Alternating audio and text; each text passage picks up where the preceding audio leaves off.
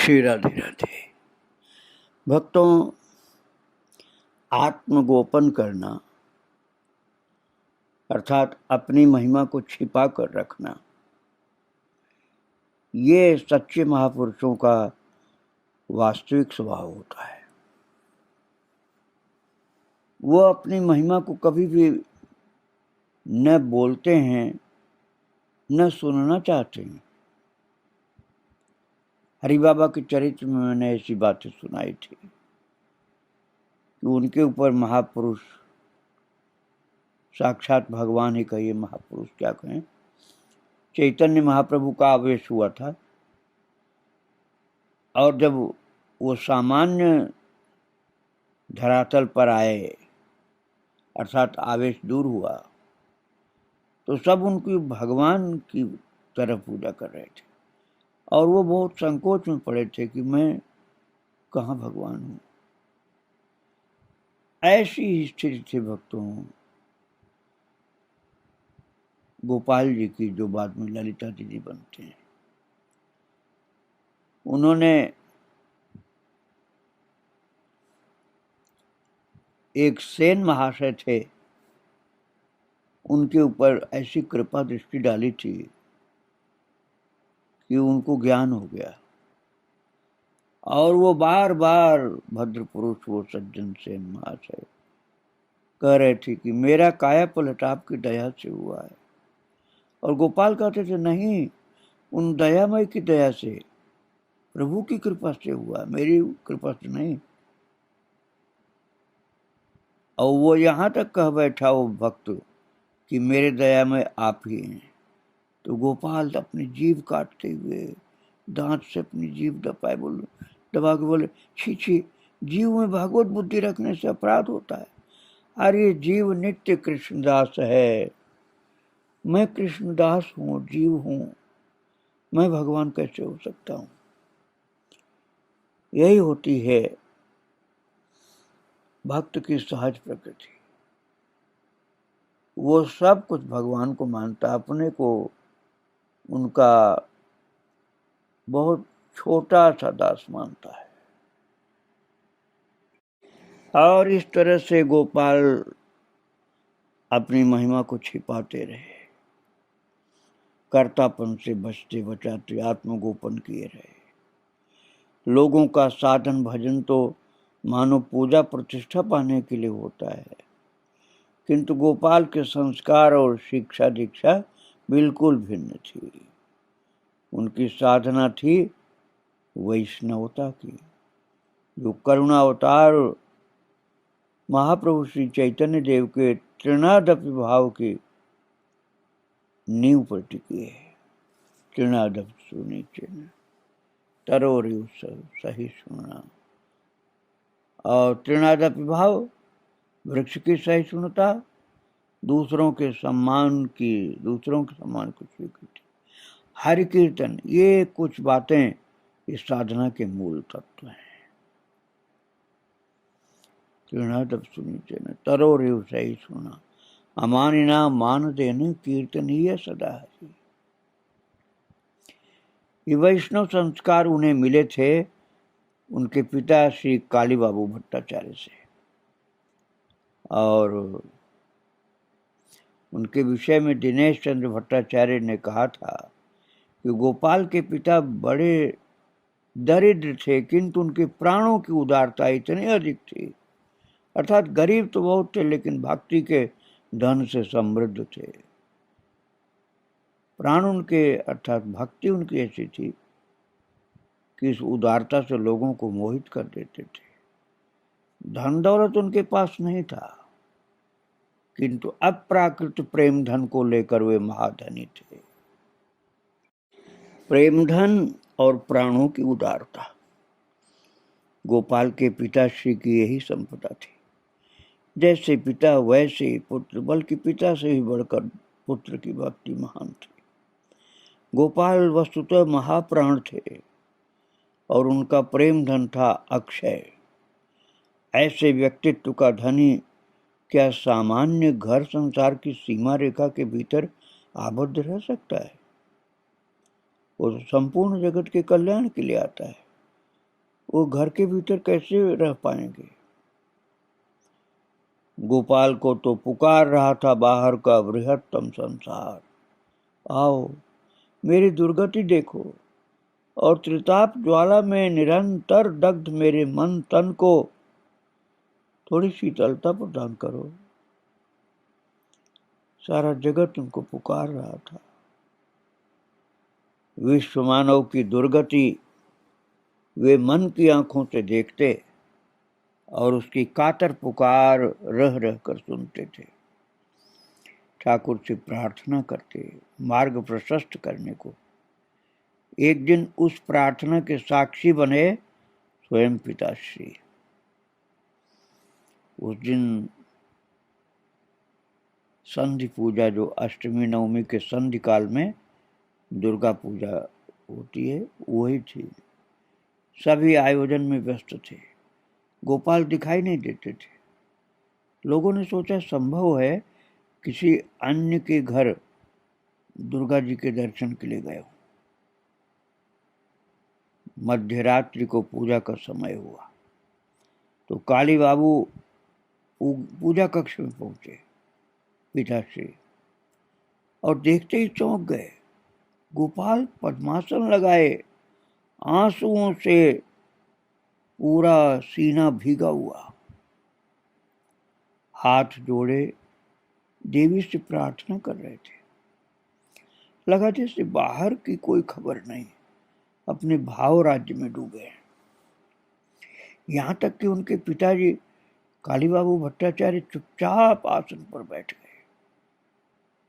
तब गोपाल की प्रार्थना स्पष्ट सुनाई दी उनको। उनके पिताजी ने सुना गोपाल की आंखें तो बंद थीं, लेकिन मुख से धीरे धीरे शब्द प्रकट हो रहा था, मां महामाया, मुझे माया में मत जकड़ना। मेरे मन के द्वार पर पीछे कोई मायावी खड़ा हो, इसलिए मां तुझसे यही भिक्षा मांगता हूं कि मेरे मन में सदा आनंदमय रूप में तू ही सदा वास कर। स्त्री पुत्र भाई बहन आत्मीय स्वजनों से भरे घर में भोग विलास में मत रहने से तेरे प्रेम भंडार का पता कैसे मिलेगा मां। तभी कहता हूं, सर्व दुखारा ज्ञान दायिनी सदानंदमयी मां, इस अधम संतान को संसार बंधन में मत बांधना मां। रक्षा करो मां, रक्षा करो। और भी कुछ कहते पर ध्यान भंग हो गया और पुजारी रूखे कठोर स्वर में कह रहे थे, बैठे क्यों हो, समय हो गया, आचमन करो। साथ ही साथ घंटा बज उठे। भक्तों, मार्ग तो दो ही है, एक सत और एक असत। आदमी को दोनों अपनी अपनी ओर खींचते हैं, अर्थात एक संसार का मार्ग, एक भगवान की भक्ति का मार्ग। ऐसा लगता है असत कहीं अधिक भारी भरकम और शक्तिशाली है, तभी तो आदमी बड़ी सरलता से उसकी ओर खींचा चला जाता है। अवश्य आदमी के अपने व्यक्तित्व पर बहुत कुछ निर्भर करता है। उसके शिक्षा संस्कार क्या हैं, उसकी संरक्षिका शक्तियाँ जो हैं क्या हैं, कैसी हैं, ये बातें निश्चित करती हैं कि आदमी किस मार्ग पर किस सीमा तक जा सकता है। असत मार्गी गोपाल को पथभ्रष्ट करने की चेष्टा करते कारण आदमी को जितनी प्रसन्नता चलते व्यक्ति की फिसलन देख करके होती है, उतने गिरने को उठाने में नहीं। सामान्य व्यक्ति कोई फिसल के गिर जाए तो हंस पड़ता है, और उठाने वाले बहुत कम होते हैं। कोई फिसल गया हो तो झटपट कोई उठाए, ऐसा दुर्लभ होता है, और उसके गिरने पर हंसने वाले, ताली बजाने वाले बहुत होते हैं। मानव की प्रकृति ऐसी है। गोपाल सुमेर की तरह अडिग थे। विवेकानंद जी के शब्दों में, बिल्कुल महाराज, nor right nor left, but to the goal. उनकी नियम निष्ठा, आचार व्यवहार, त्याग, आदर्श पर सभी की प्रतिक्रिया होती, अपने अपने मनोभाव के अनुरूप। एक दिन गोपाल अंधेरे में चंडी मंडप में बैठे बहुत कुछ गुनगुना रहे थे। बाहर रास्ते पर चले जा रहे थे बिल्लोक ग्राम के एक सज्जन और उनके कुछ साथी लोग। उस दिन वे भद्र पुरुष ऐसे लग रहा था कि कुछ नशे में ज्यादा डूबे थे। गाने की आवाज सुनकर के बाहर से बोले, कौन? मैं गोपाल। आवाज आई बाहर से, अंधेरे में क्या कर रहे हो? साथियों ने झुंझला कर कहा, अरे वो अपने घर में बैठा जो चाहे करे, तुम्हें क्या, वो भजन कर रहा है। भजन? वे मदोन्मत्त सज्जन निकट पहुंचकर गोपाल से व्यंग कर बोले, अच्छा मेरे साधक गोसाई, साधना के धन का पता चला? पता चल जाता तो यहां बैठा रहता। गोपाल ने सहज भाव से उत्तर दिया कि पता चल जाता तो मैं क्या यहां बैठा रहता? तो क्यों अपने को भोगों से वंचित करके इस तरह से सुखा करके मरते हो? खाओ पियो आनंद करो, अंधेरे में मच्छरों की मार खाने से क्या लाभ है? तो गोपाल थोड़ा हंस करके कहा, आपने तो खूब विषय भोग किए हैं, अब भी कर रहे हैं, आनंद पा रहे हैं। गोपाल ने पूछा कि आपने तो खूब विषय भोग किए, अब भी कर रहे हैं, आनंद पा रहे हैं क्या? तो फिर उसने कहा, हाँ क्यों नहीं, लेकिन तुम किस आनंद की बात कर रहे हो? गोपाल ने कहा, उसी आनंद की, भोगने के बाद भी जिस आनंद में अवसाद नहीं आता, प्राणों की व्याकुलता और बढ़ जाती है। ये सुनकर के वो भद्र पुरुष को चौंका, वहीं बरामदे की सीढ़ी पर बैठ गया। उसके साथी बोले, अरे चलिए ना। ऐसा कह करके उसका हाथ पकड़कर खींचने लगे, पर उसने हाथ छुड़ा लिया। नशा टूट रहा था। इस बार थोड़े नरम स्वर में बोला, अपने उस आनंद का थोड़ा सा आस्वाद मुझे दोगे? गोपाल ने कहा, मुझ में वो सामर्थ्य नहीं, पर शास्त्रकार कहते हैं कि साधु संग से उस आनंद का कुछ अता पता मिल सकता है। सुन करके वो भद्र पुरुष हंसा, बोला, अरे गोसाई, घूमते घूमते ही जीवन कट गया तो पाया क्या? गोपाल बोले, वो भी अच्छा, सत्संग के लिए एक निर्दिष्ट पथ पर चलना भी अच्छा, अन्य लाभ न सही, कुछ रास्ता तो तय हुआ। जीवन यही तो खत्म नहीं हुआ, फिर आना ही पड़ेगा, तब वहां के आगे की यात्रा आरंभ होगी। केवल भोग विलास के पथ पर जीवन काट देने से क्या होगा? इस बात को सोचिए। जीवन का अधिकांश ही उस तरह से काटा है।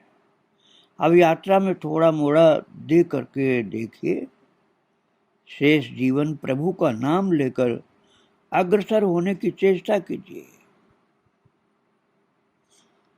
साधु वाक्य है कि अशुभ कर्म का फल सामयिक भाव से अच्छा हो तब भी नहीं करना चाहिए। अशुभ कर्म भविष्य में उसका अशुभ फल मिलेगा, इसमें कोई संदेह नहीं है। भागवत चरणों में आत्मसमर्पण करके उनका चिंतन करिए, प्रभु का चिंतन करिए, लाभ ही लाभ होगा इसमें। गोपाल से उस आदमी का असल रूप छिपा नहीं था। उसके अत्याचारों से क्या अधीनस्थ कर्मचारी, क्या सामान्य जन, सभी पीड़ित थे। स्वार्थ सिद्धि के लिए वो कुछ भी कर सकता था। गोपाल ने कहा, मेरी बात पर क्रोध न कीजिए। दुर्बल असहाय व्यक्ति की हत्या कर, उस पर अत्याचार कर, आदमी अपने हृदय को कलुषित ही करता है। इस निर्लज्ज वृत्ति को त्यागना ही ठीक है। और ऐसा सत्यानाशी उन्मत्तता जो होती है, उसको समाप्त करके जीवन जन्म धन्य कीजिए। आप संभ्रांत बन चुके हैं। आपके सत आदर्श से देश का और बहुत जनों का भला होगा। आज ये भद्र पुरुष किसी शुभ घड़ी में गोपाल के पास आया था। गोपाल के मीठे चाबुक ने उसे जगा दिया, आंखें खोल दी। उसने सभी बातें सिर झुकाए शांत भाव से सुनी और न जाने किस प्रेरणा से हाथ जोड़ गोपाल को प्रणाम किया। बोला, आज सिर में जाने क्या हो रहा है, कुछ कहने की स्थिति नहीं। भाग्य में हुआ तो फिर किसी दिन आऊंगा और इन विषयों पर चर्चा करूंगा। वो चला गया। कुछ एक दिन बाद ही उसने गोपाल के पास आना आरंभ किया। गोपाल ने साधु संघ की बात की थी। प्रत्यक्ष को प्रमाण किया। साधु गोपाल के संग प्रभाव से उसके जीवन में एक अप्रत्याशित मोड़ आया। वो श्रृंखलता जाने कहाँ चली गई। आ बैठी एक शुचिता और निर्मलता। जो देखता वही आश्चर्य करता। गोपाल की भूरी भूरी प्रशंसा करता हर आदमी और कहता, गोपाल गोसाई सामान्य पुरुष नहीं है। एक ऐसे दस्यु शराबी को देवता बना दिया। भक्तों, गोपाल की बातों को यदि विचार किया जाए तो उससे पता चलता है कि पहला ये कि पुनर्जन्म है। यह तथ्य ही ये समझने के लिए पर्याप्त है कि हमारे कर्मों का फल आगे पीछे कभी भी मिल सकता है। किस कर्म का फल कब कहाँ कैसे मिलेगा ये नहीं पता। क्या हम एक दूसरे से इस प्रकार की बातें नहीं करते? ऐसा धूर्त निकृष्ट व्यक्ति और मजे कर रहा है, ऐसा देवता और इतने दुख कष्ट प्राप्त कर रहा है। बोलते हैं ना ऐसा कि दुष्ट आदमी इतना सुखी है और अच्छे लोग दुख पा रहे हैं। तो ये टिप्पणियां परोक्ष रूप से पुनर्जन्म प्रमाणित करती हैं। धूर्त लोग मजे कर रहे हैं, देवता लोग कष्ट पा रहे हैं। क्यों? पूर्व जन्मों के कर्म का फल है। मजा अर्थात सांसारिक आनंद और धूर्तता का और कष्ट देवत्व का क्या परिणाम हो सकता है? अरे धूर्त लोगों को कष्ट मिले और दैवी गुण वाले को कष्ट मिले और धूर्त लोगों को आनंद मिले तो आश्चर्य होता लोगों को ना। तो फिर मानना पड़ता है कि पूर्व जन्मों का कुछ कर्म ऐसा है। तो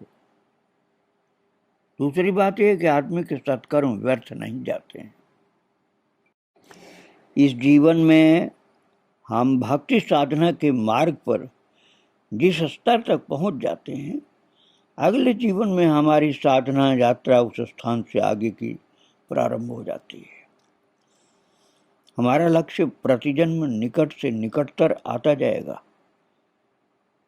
प्रभु के श्री चरण कमलों की गंध और निकट अति निकट लगते लगते उन पाद पद्मों में जाकर के ही हमको पहुंचाएगी,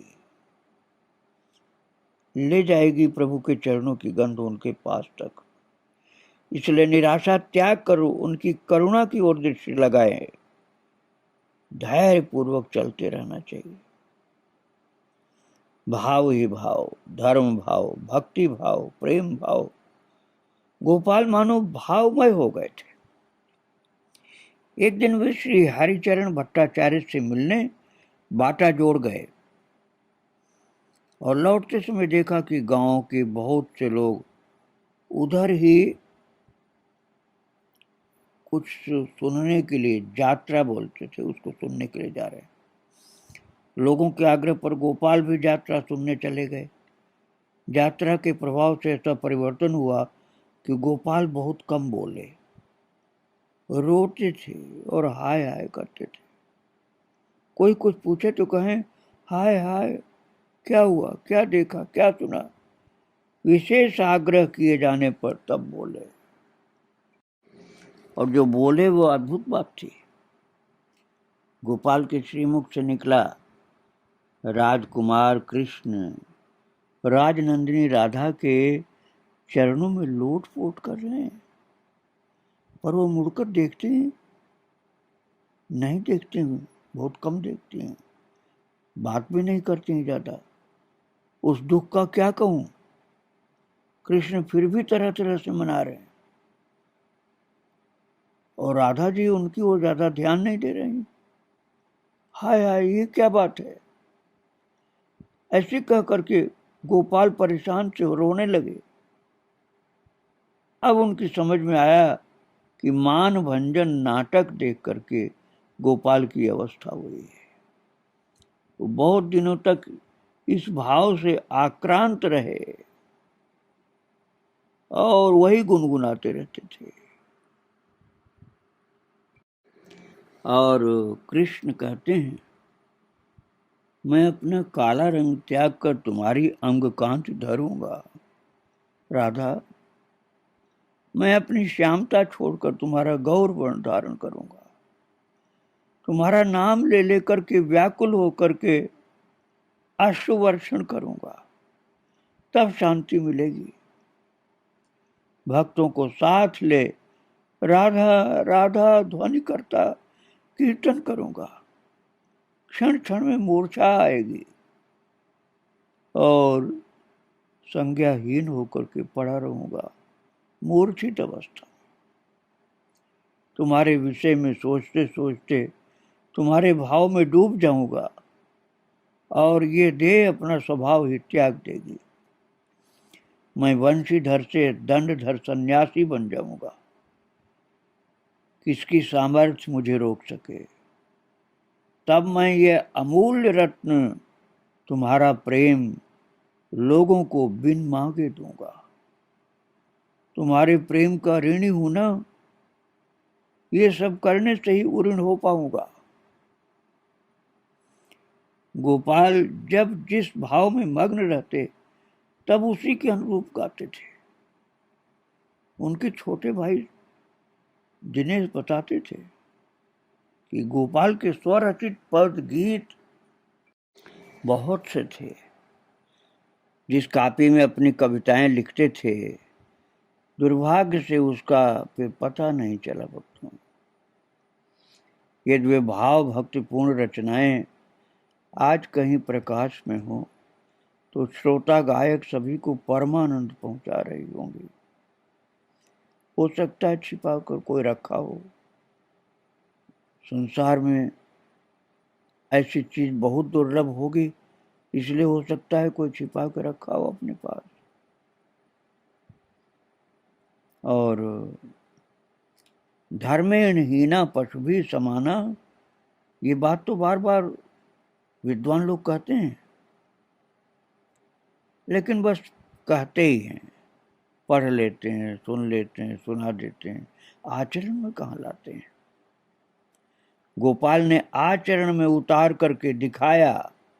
बाल्यकाल से ही उनका सोचना था कि मनुष्य भगवान में विश्वास नहीं रखता, भगवत सेवा नहीं करता, नियमित उपासना नहीं करता, तो उसका मनुष्य होने का परिचय क्या रहा। यही कारण था कि वे जब भी देव सेवा का अवसर पाते, भगवत सेवा का अवसर पाते, तो बड़े आनंद और यत्न से करते। आवश्यक होता तो ठाकुर जी के बर्तन मांजना, पानी भरना, यहाँ तक कि रसोई बनाना, ये सब भी बहुत प्रेम से स्वयं करते थे। और ये ठाकुर सेवा गोपाल को प्रायः करनी ही पड़ती थी, कारण उनके दूसरे नंबर के बड़े भाई दीनबंधु पढ़ाई लिखाई के लिए घर से बाहर ही ज़्यादा रहते थे, और पिता काली बाबू बड़े लड़के जगत बंधु को लेकर के अधिकांश समय एक पटुआ खाली में जगह थी जो अपने यजमान शिष्यों के घरों में बिताते थे। और फिर इसके बाद क्या होता है भक्तों में, उस घटना को मैं आपको कल बताऊंगा। आज महान संत गोपाल जी को प्रणाम करके यहीं विराम दे रहा हूँ।